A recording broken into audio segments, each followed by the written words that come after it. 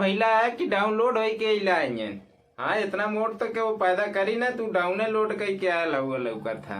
नहीं तो बच्चा लोग दूध पिए ने, तुम्हारे जैसन भैंसा ना दूध पिए ने। तो भाई लोगन का हाल बा, ठीक बा? तो आज के वीडियो में ना एकदम अजीबो गरीब बवाल बा। तो देरी कौना बात के शुरू करा तानी बिना कोनो बकचोदी के ने बकवास, काहे से कि हमारे नाम है टाइम पास।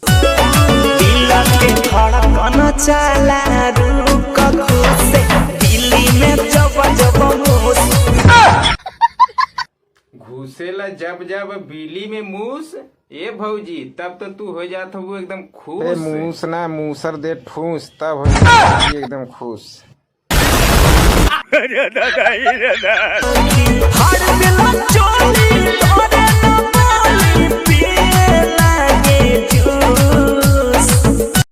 का कालू भौजी तनी एक बेरा फिर से काबू।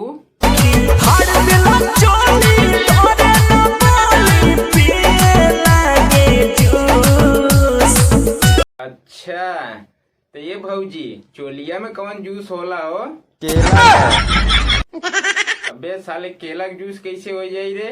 भौजी के पास तो मौसमी बा।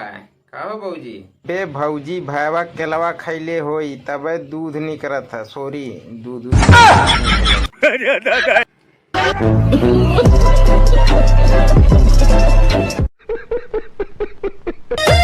नाले हम चूमा उठ गलिया के।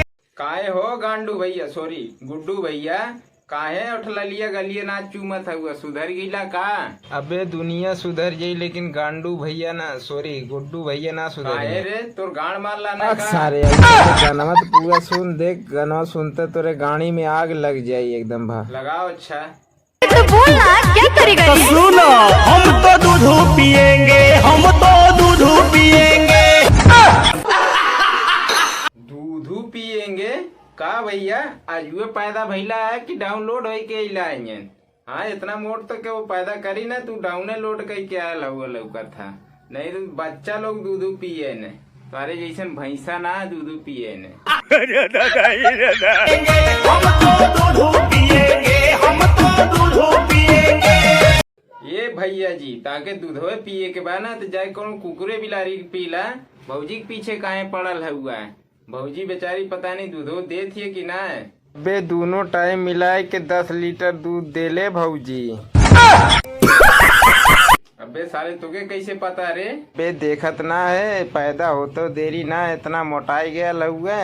10 लीटर रोज दूध पियत हुए तब न इतना मोटाई के भैंसा भयल हुए। अरे बाप रे, सही कहा तारे।